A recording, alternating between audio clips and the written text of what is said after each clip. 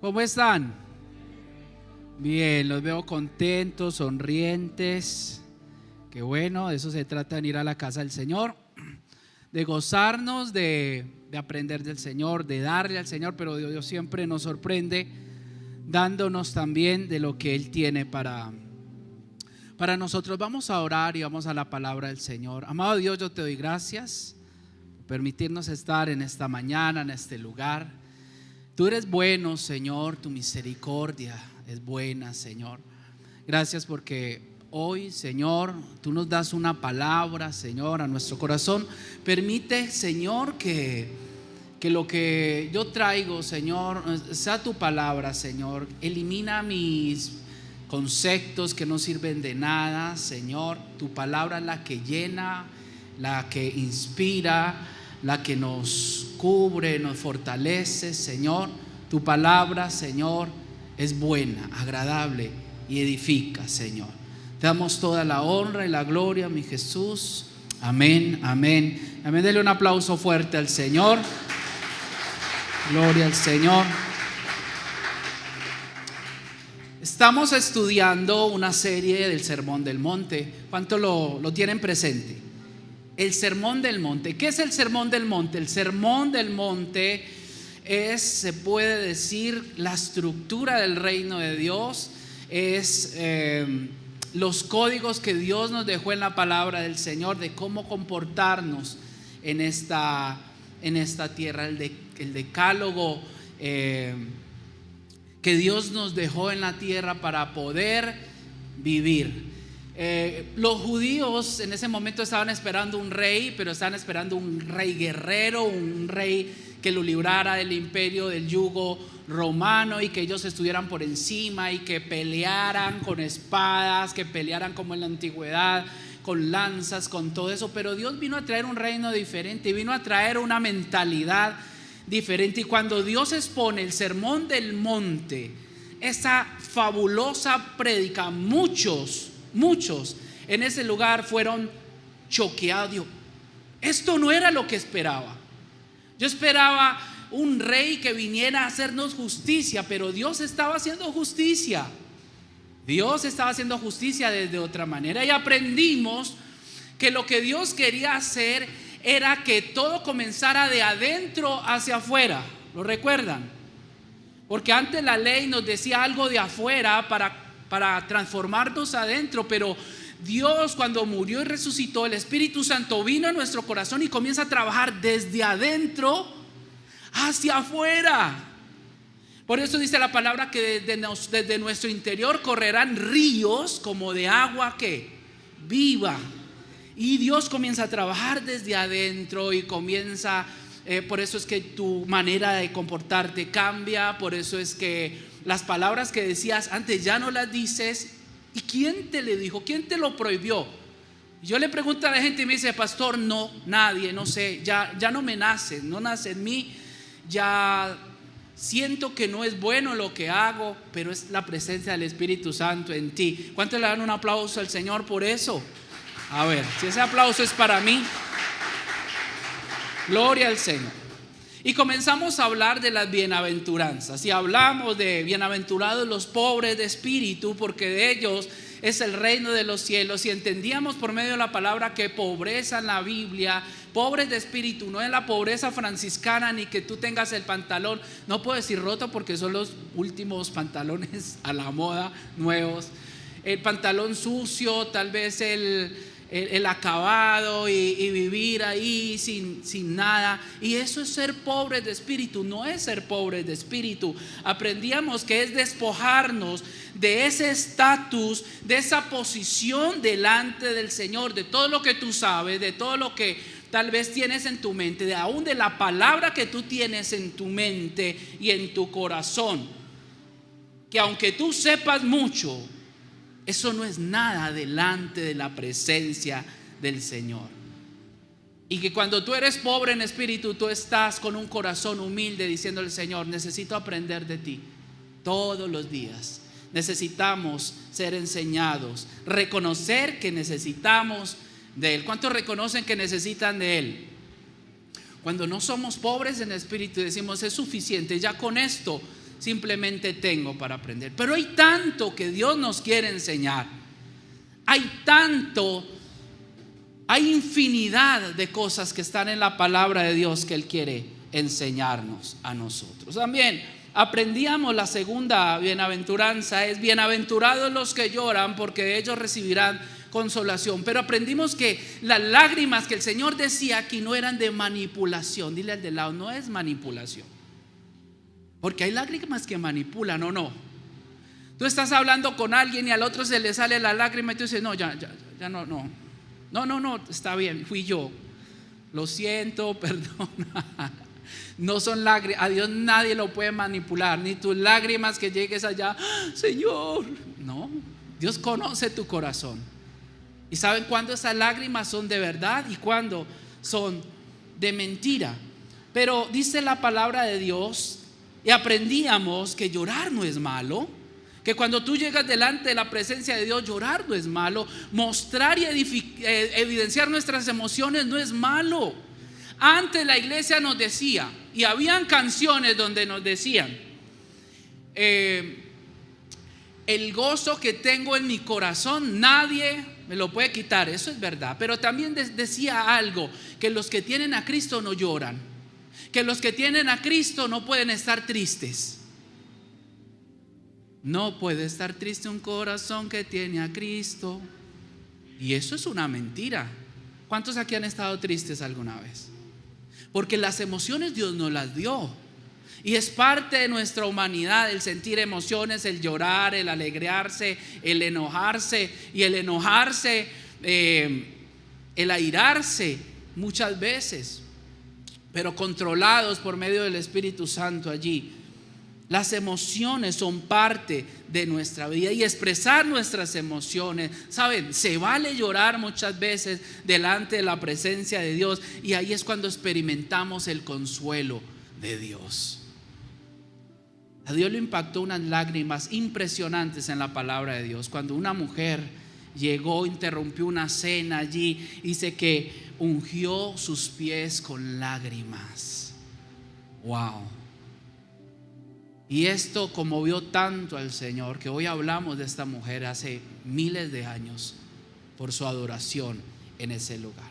Pero también aprendíamos algo: bienaventurados los mansos, ¿recuerdan? Y hay una frase que usamos mucho: mansos pero no ¿qué? Mensos. Pero recordamos que estaba equivocada esa frase, porque los mansos, dice, bienaventurados los mansos, porque ellos recibirán la tierra por heredad. Y mansos es el poder bajo control. Tengo el poder de hacer, de decidir, de tomar retaliación, pero decido no hacerlo y que Dios me guíe aunque no lo vea. Wow. Tienes el poder de hacerlo, tienes el poder de decirle 3 cosas a esta persona, tienes el poder de actuar de esta manera, pero no lo haces por temor a Dios, porque te dejas guiar por alguien que no lo ves. Y es tan teso eso. Y la pastora predicaba, bueno, todas estas predicaciones están ahí en YouTube, puedes entrar y comenzar a mirar las bienaventuranzas, y sumergirte más en estos temas. Y la pastora colocaba el tema en este manso de 2 bueyes que van ahí arando, pero ellos nunca se dan cuenta quién los está gobernando atrás, y tienen mucha fuerza, una fuerza descomunal, pero están dirigidos por alguien tal vez atrás que no tiene la misma fuerza, pero ellos han cedido su fuerza para ser guiados en ese lugar. Así que tú y yo necesitamos aprender mansedumbre. Tú puedes hacer muchas cosas, pero tal vez lo que vayas a hacer no te va a edificar. Tú puedes hacer muchas cosas, pero necesitamos tener la mansedumbre en nuestras vidas, tener ese poder de hacerlo, pero decidir que Dios nos guíe aunque no lo veamos. Gloria a Dios. Hoy vamos a hablar Mateo capítulo 5 versículo 6. Bienaventurados los que tienen hambre y sed de justicia, pues ellos serán saciados. Bienaventurados los que tienen hambre y sed de ¿qué? de justicia. Y parece como si el versículo nos dijera, bueno, a estos como que les hicieron algo, ¿cierto? Como que están esperando que les hagan justicia, como que hubo una desigualdad, hubo algo y están esperando que les hagan justicia de lo que pasó. Tal vez perdieron sus derechos, yo no sé, algo. Pero lo que dice la palabra de Dios, la palabra justicia, tiene muchas connotaciones. Y vamos a sumergirnos primero en qué es la justicia. La justicia de Dios quiere decir que Dios siempre actúa de acuerdo con lo que es recto. Y Él mismo es la norma final de lo que es recto. O sea, la justicia de Dios es que Dios siempre va a actuar en rectitud. Esa es la justicia. Cuando hablamos de justicia de Dios es que Dios siempre va a hacer lo recto. Y Él mismo es la norma final de la rectitud. Dios no puede ser injusto. Ay, es que Dios es injusto. No, Dios nunca puede ser injusto. La justicia es una rama de la esencia de Dios. Y por ello va a ser lo que es justo, ya que no puede dejar de ser santo. En su justicia todos pecamos y merecíamos la muerte, pero en su rectitud mandó a su Hijo para pagar esa muerte. Fue justo. Ahora, si nosotros miramos la justicia de Dios desde nuestra posición como redimido, se ve como misericordia. Su justicia fue tan justo que mandó a su Hijo para morir por nosotros. Pero cuando vemos esa justicia, miramos la misericordia hacia nosotros. Ahora, si vamos a hablar de la justicia a nivel de la sociedad, ¿qué prima entonces? Ya es otra justicia. Prima el bien común.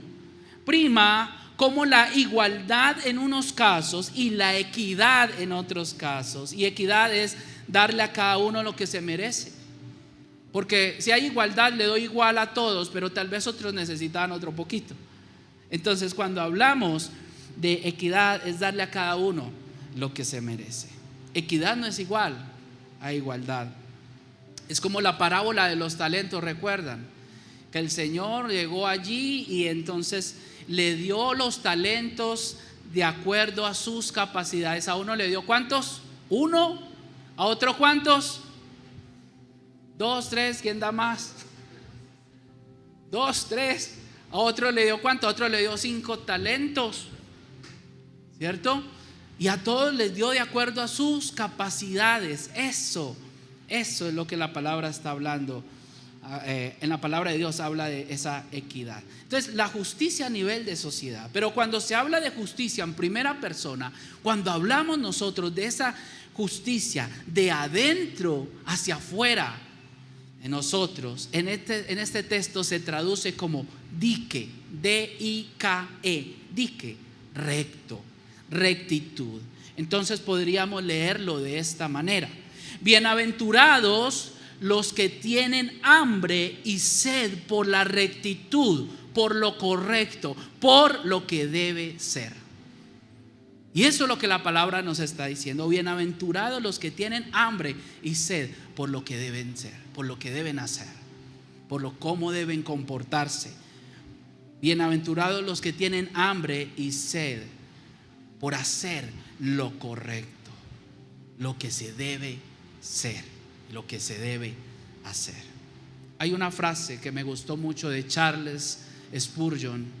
Charles Spurgeon dijo esto: hagan siempre una distinción entre buscar el cielo y buscar a Dios, entre huir del infierno y huir del pecado. Pues cualquier hipócrita desea el cielo y teme el infierno, pero solamente el hombre sincero tiene hambre de justicia. ¿Qué es lo que está diciendo esta frase? Que muchas veces el ladrón quiere evitar la prisión, pero quiere seguir dedicándose al robo. Él, con tal de no ir a la cárcel, pero en sí quiere seguir robando. El asesino quiere escapar tal vez de una condena, pero está presto a seguir empuñando el cuchillo o el arma. Pero ¿dónde encontrar qué es lo que se debe hacer? En las Escrituras, en la palabra de Dios nos enseña qué debemos hacer. ¿Qué debemos hacer?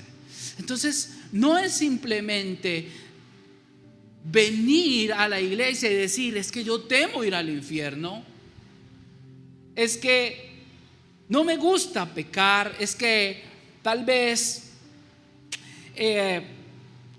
yo quiero ir al cielo. Y hay un deseo en nuestro corazón, pero realmente nosotros necesitamos un cambio de adentro hacia afuera. Tú amas ir al cielo, pero es más importante amar el que creó el cielo y el que creó la tierra. Te da miedo ir al infierno, pero es más importante huir del pecado que tal vez de una consecuencia que pueda pasar. Y lo que la palabra nos está diciendo de justicia es que tú y yo necesitamos ser justos en esta tierra. Tú y yo necesitamos habitar en eso que se llama justicia.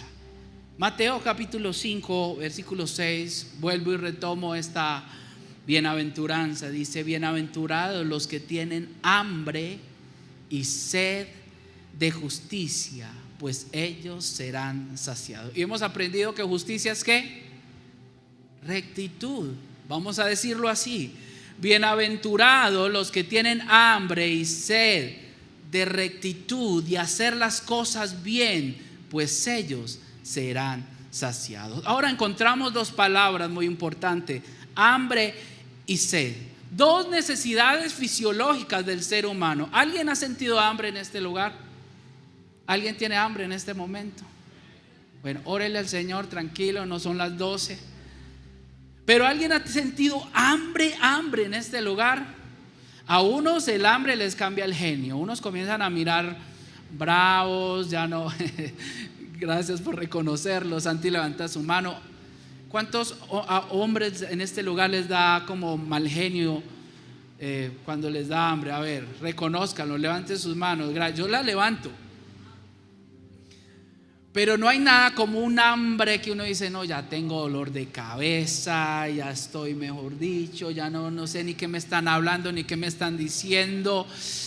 Y ya, y se le va uno y se le pasa la hora del almuerzo, después le da una gastritis y peor, y uno, bueno, impresionante. Hambre. Sed. ¿Quién ha tenido sed en este lugar? Impresionante una sed. La boca seca y usted, pero buscando tal vez algunos una Coca-Cola helada allí.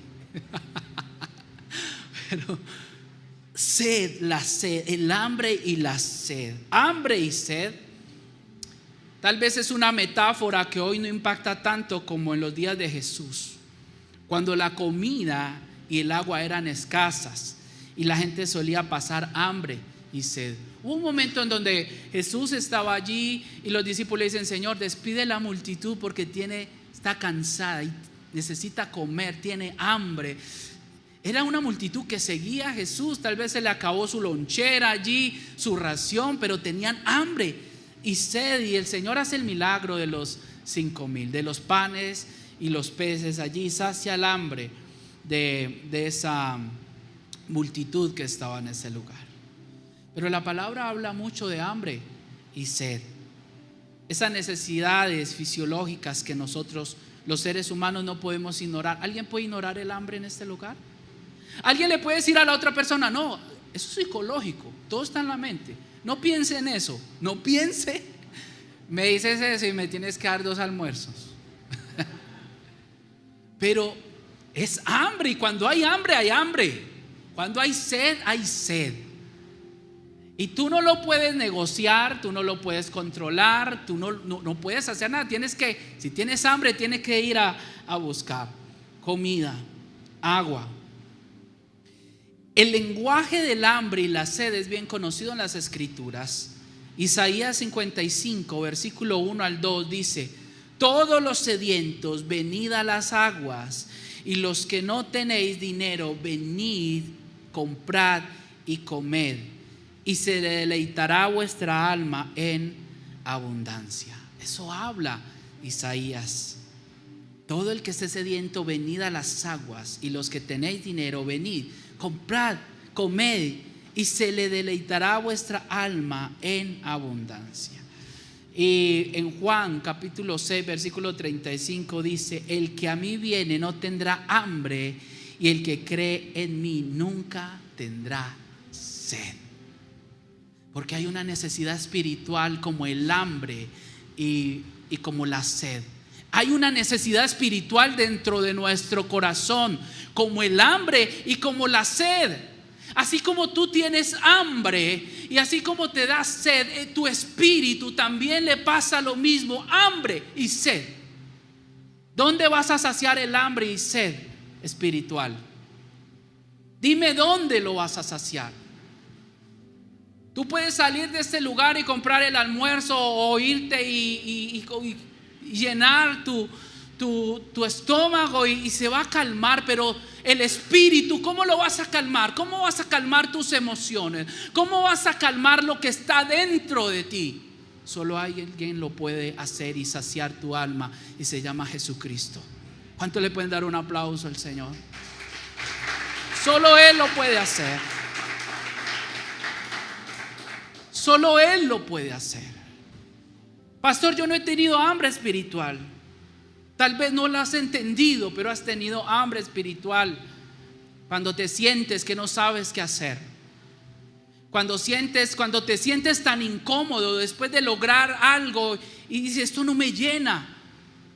Cuando te levantas tal vez una mañana llorando y no entiendes por qué estás llorando. Cuando en el día estás tan triste y no sabes por qué. Porque cuando tienes la presencia de Dios, sabes, te pueden robar la alegría, pero nunca te van a robar el gozo que da Dios. Y aunque pases por sombra de valle, de sombra y de muerte, aunque pases por peligros, vas a tener una paz que sobrepasa todo entendimiento, porque no vas solo, vas con Él. El evangelio no es venir a decirles: hey muchachos, saben, abran su corazón, reconozcan a Cristo y nunca van a tener hambre, nunca van a tener sueño, nunca les va a doler algo, nunca van a tener una enfermedad, nunca van a estar tristes. Sería yo un mentiroso. Esto no es pare de sufrir, esto no es. Pero lo que sí te garantizo es que en medio de todas estas aflicciones va a estar Cristo contigo, y Él te va a ayudar a afrontar todas estas situaciones. Todo. Si tú estás en una condición como esta, tú puedes ir a Cristo, y yo sé que Él te va a llenar de fortaleza, te va a levantar y te va a ayudar. El que viene a mí no tendrá hambre, y el que cree en mí nunca tendrá sed. Así que si tú crees en Dios, estás recibiendo el agua espiritual dentro de ti. Cuando tú te acercas a Dios, Dios te va a dar el alimento espiritual, que es su palabra, y vas a estar lleno. Te vas a sentir fortalecido, te vas a sentir amado.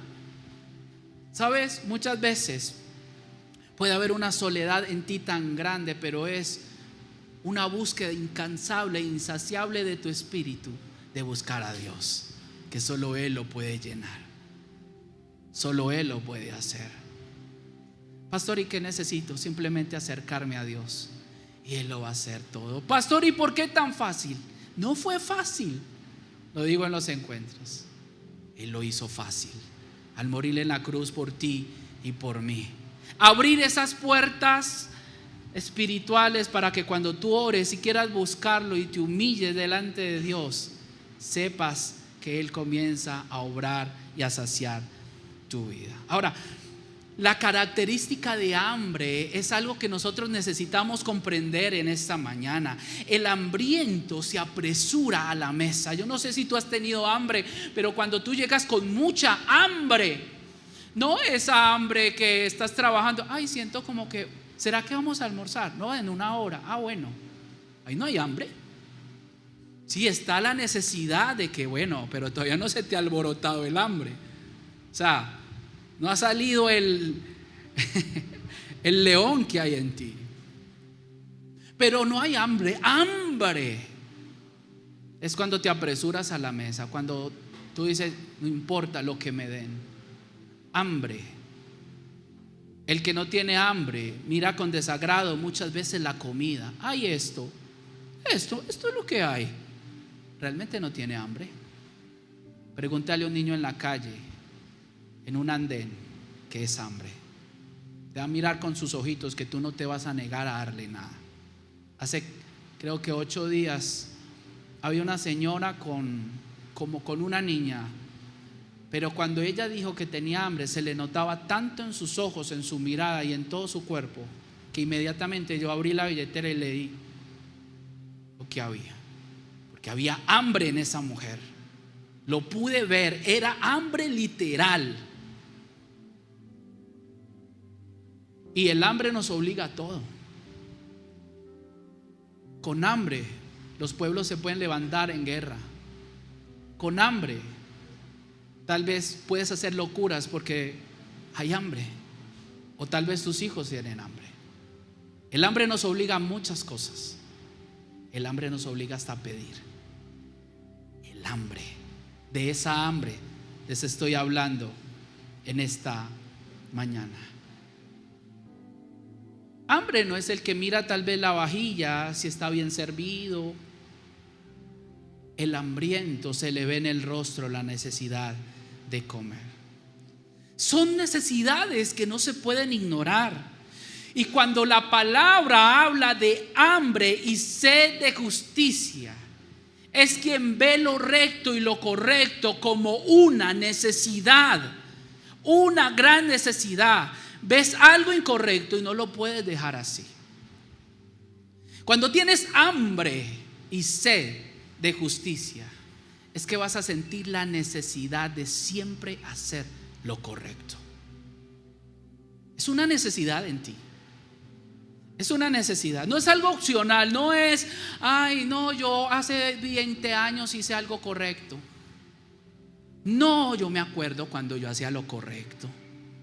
Eso era una cosa impresionante, ¿no? El que tiene hambre y sed de justicia es que no puede dejar las cosas de esa manera, no como algo opcional.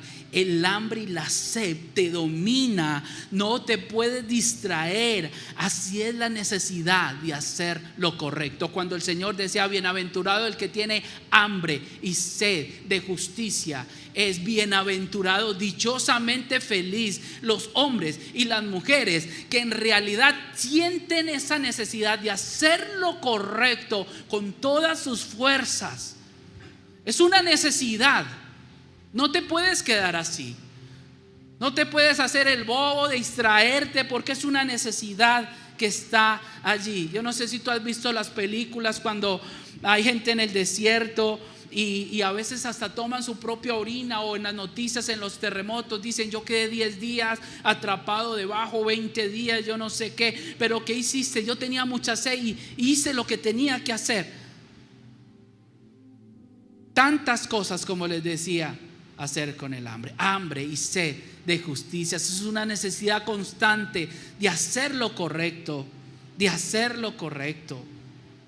Tener hambre de justicia es anhelar el gobierno de Dios en nuestras vidas. Que Dios reine en nuestro corazón, en nuestra vida. Mateo capítulo 6, versículo 33 nos dice la palabra de Dios así: pero buscad primero ¿qué? Su reino y su justicia. Ahora entienden qué es justicia. No es que tú le ores al Señor, Señor, hazme justicia, y a este dale una tunda, y a este, Señor, castígalo, y a este otro, y a este. No, es hacia ti, no hacia los demás. Esto viene de adentro hacia afuera. Pero buscad primero su reino y su justicia, y todas estas cosas os serán añadidas. El contexto de este versículo habla de la comida, del vestido, de tantas cosas que nos preocupamos primero que buscar el reino de Dios. El mundo va en contra de lo que dice la palabra de Dios. El mundo te dice busca dinero primero, pero Dios nos dice busca su reino, su justicia, y lo demás se te añadirá. Gloria al Señor. El mundo primero te dice necesitas un estatus, necesitas mucho dinero, busca, trabaja sin descanso, trabaja. Y no te estoy diciendo que el trabajo es malo, pero muchas veces nos volvemos tan excesivos en el trabajo que perdemos nuestros roles y prioridades dentro de nuestra vida. Y el trabajo desplaza lo más importante: buscar primero su reino y su justicia. Y hay una promesa: y todas estas cosas os serán añadidas. Y los invito a que se lean Mateo capítulo 6, todo Mateo capítulo 6, y van a encontrar qué cosas son añadidas. Y sabes, muchas veces en la vida nos estrellamos contra un muro y decimos: wow, tanto trabajo, ¿para qué? ¿Recuerdan esa historia en los evangelios que dice que un hombre con mucho dinero trabajó toda su vida? Yo me imagino a este hombre trabajando de día, de noche, trabaje,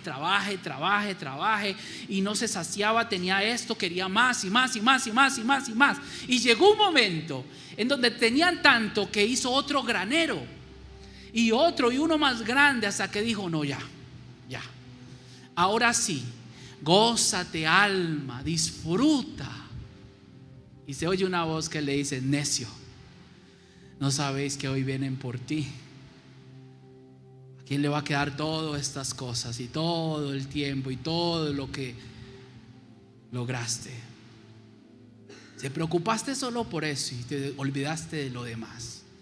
Y ahí está esa enseñanza en la palabra que nos dice: buscad primero su reino y su justicia, y todas estas cosas os serán añadidas.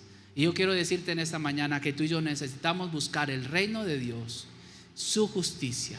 Y su justicia es nosotros ver las cosas de la manera correcta, movernos de una manera correcta, hacer las cosas correctamente en nuestra vida. Yo sé que tú y yo hemos sido muy confrontados con la justicia en esta sociedad. ¿Cuántos han sido confrontados en esta sociedad? La justicia. ¿Hago lo correcto o hago lo incorrecto? Ay, Señor, pero es que lo incorrecto me va a ganar unos milloncitos. Pero ¿quieres hacer lo correcto o lo incorrecto? Me están colocando como en una conversación que diga tal vez lo que no se vivió, lo que no se oyó. ¿Quieres hacer lo correcto o lo incorrecto? Tantas cosas que podemos aplicar la justicia de Dios. ¿Cómo le pagas a tus trabajadores? ¿En forma correcta o incorrecta? ¿Estás haciendo lo correcto? ¿Cómo están tus libros financieramente? ¿Estás haciendo lo correcto o lo incorrecto? Y te tengo a Nati. Nati ha perdido trabajos grandes. Y yo admiro a Nati por eso, porque muchas veces en su profesión de contadora llegan los jefes y le dicen: hola, y usted es muy hermosa, tan linda. Y comienzan primero a darle sus chocolates, sus pues, pero después le dicen: ay, Nati, mira, ¿será que maquillamos estos balances, estos reportes? ¿Y saben qué dice Nati? Yo no puedo hacer eso. Yo no lo puedo hacer. Entonces ya no vas a trabajar con nosotros. Pues no voy a trabajar entonces con ustedes. Y se ha parado en la raya y ha quedado muchos meses sin trabajo. Pero ella se ha pegado de esta palabra que dice: buscad primero el reino y su justicia, y todas estas cosas serán añadidas. Y hemos visto milagros, cómo se abren puertas. Y Dios le ha dado trabajos aún con más dinero. ¿Por qué? Porque Dios honra a los que le honran, familia. Recuerdo en este momento, mi hermana iba a entrar a la Universidad de Antioquia. Nosotros vivíamos en Laureles. Y viene hacia mí y me dice: David, ¿qué hago? Pongo que vivo en Manrique. Yo la miré y le dije: ¿Dónde vives, Ángela? En Laureles. Pon que vives en Laureles. Puso. Después llegó el semestre. Una cosa impresionante, parecía más que una privada. Si ve usted, mire lo que hizo hacer. Yo le dije, estás haciendo lo correcto. Ahora vas a explicar por qué vives en Laureles. Cuando eso, mi papá vivía en Laureles, pero era porque él ayudaba en una iglesia y él era como el que cuadraba las sillas, el que mantenía como todo bonito en ese lugar. Era una iglesia muy grande y les daba a mi papá y a mi mamá un lugar para vivir cerca de Laureles. Pero no era porque tuviéramos millones que vivíamos en ese lugar. Pero te preguntaron dónde vives. Vives en Laureles. Ahora vas a mandar una carta explicando cómo vives en Laureles y de dónde nuestro papá devenga dinero en construcción y en esto. Y mandó la carta y ella, recuerdo que estaba seria conmigo. Le dije, pero estás haciendo lo correcto, Ángela. Después recibió la respuesta de que su matrícula era 0, de que no tenía que pagar y que iba a ser becada. Cuando uno hace lo correcto, Dios honra los que le honran. David, mire lo que hizo Dios. Dios es fiel. Cuando tú honras a Dios, Dios es fiel. El enemigo te quitó algo, Dios es fiel en devolverte lo que el enemigo te quitó. ¿Alguien le puede dar un aplauso al Señor por eso? Gloria al Señor.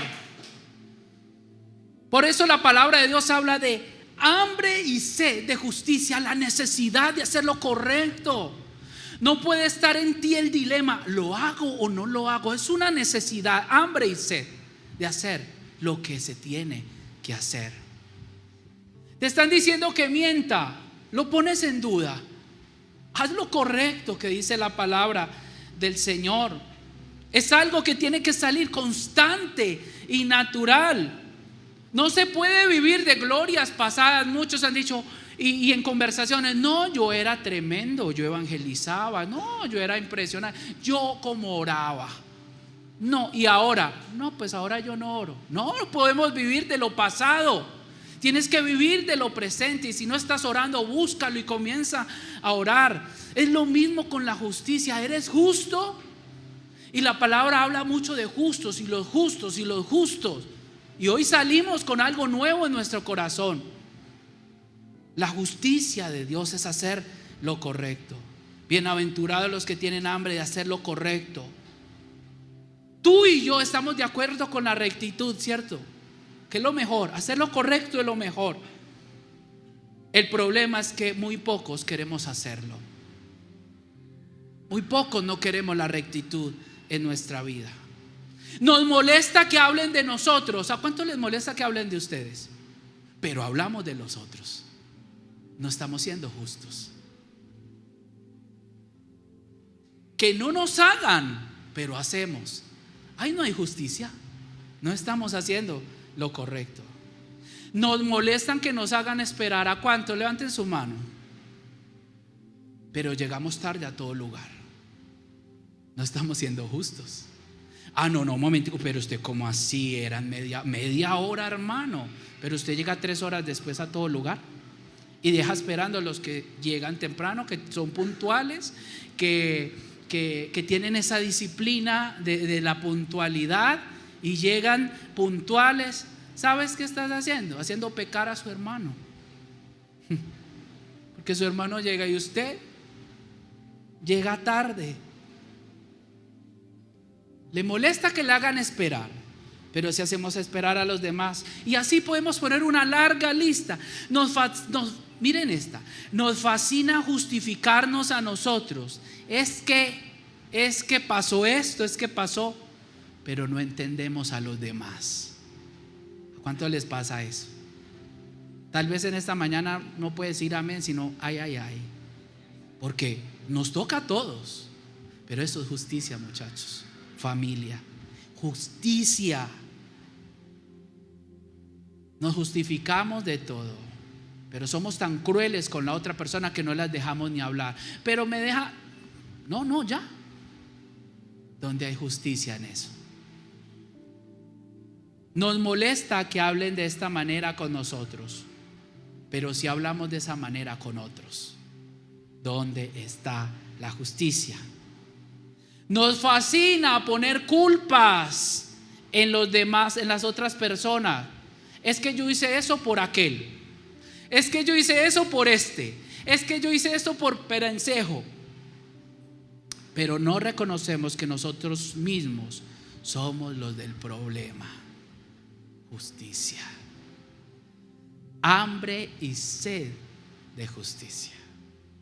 Nos gusta que nos digan me perdona. Ay, eso se siente como un fresquito. Pero te cuesta ir y decir me perdonas. Nos cuesta. Y ahí es donde el Señor nos dice: bienaventurados los que tienen la necesidad tan grande. Se te va a ver en los ojos, en tu mirada y en tu cuerpo cuando quieres hacer lo correcto delante de Dios. Esta es la manera como el reino de Dios se mueve. Esta es la manera de cómo los hijos de Dios deben vivir en esta tierra. Esta es la manera como Dios nos está enseñando y equipando verdaderamente a ser hombres justos para Dios. Bienaventurados los que tienen hambre y sed. Bienaventurados los que tienen hambre y sed de justicia. Yo quiero que cierre sus ojos allí un momento. Cierra tus ojos ahí y aprovechemos estos momentos que nos quedan. Me pueden poner musiquita ahí atrás. Oh Dios. Sabes que cuando estaba haciendo esta prédica, el Señor tocaba mi corazón y me decía: David, tú no has sido justo en muchas veces, pero hoy te estoy enseñando la verdadera justicia, mi justicia. Bienaventurados los que tienen hambre y sed de justicia, porque ellos serán saciados. Y cuando Dios comienza a saciar nuestra vida, no es que te vas a quedar simplemente sin sed nunca más. Va a haber una necesidad espiritual de siempre hacer justicia. Ahora entiendes por qué algunos discípulos dieron la espalda a Jesús. Ahora entiendes por qué unos discípulos apóstoles cuestionaron a Jesús. Pero este hombre, pensé que hoy iba a sacar sus armas y iba a convocar a su ejército para destruir a los romanos, pero hoy no lo está haciendo. Hoy nos está diciendo que seamos justos, que de esa manera, como muchas veces hemos tenido hambre y sed por días, y que cuando ves un pedazo de pan ni lo coges con cubierto, sino que lo coges con tus manos y lo tratas de comer de una sola. Cuando tienes sed, no te importa tomar del agua si sea sucia, si sea un charco con barro. No preguntas qué calidad de agua es, si viene en botella, si es cristalizada. No vas a preguntar eso. Simplemente la vas a tomar porque hay una necesidad. Y el Señor les dice: bienaventurados los que tienen hambre y sed por hacer lo correcto. ¿Dónde aprendemos lo correcto? En las Escrituras. Muchas veces vas a tratar de hacer lo correcto y vas a perder amigos. Muchas veces vas a hacer lo correcto y vas a perder trabajos, relaciones. Estás haciendo lo correcto.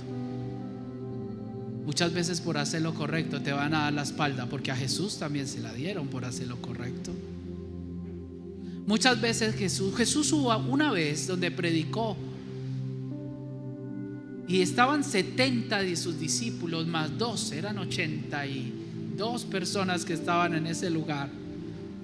Usted se puede imaginar cuál sería el dolor de un pastor si en una predicación está allí, suelta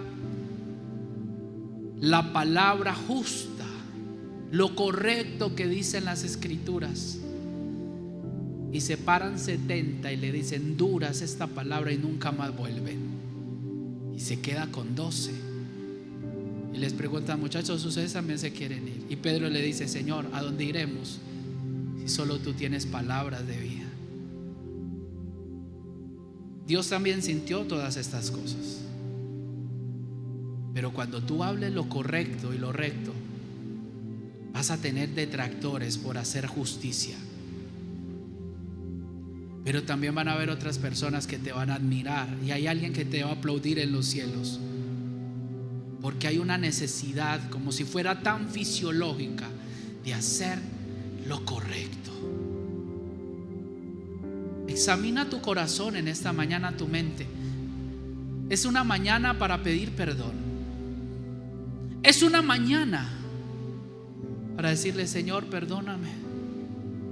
¿Cuántas veces has hecho lo correcto con tu esposo? ¿Cuántas veces has hecho lo correcto con tu esposa? ¿Cuántas veces sabes que él tenía la razón, pero no hiciste lo correcto? ¿Cuántas veces en el trabajo no hacemos lo correcto? En nuestro diario vivir no hacemos lo correcto.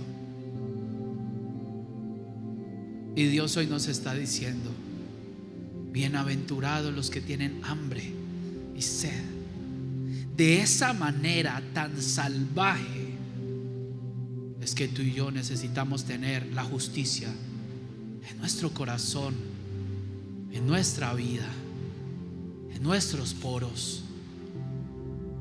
La necesidad de hacer lo correcto.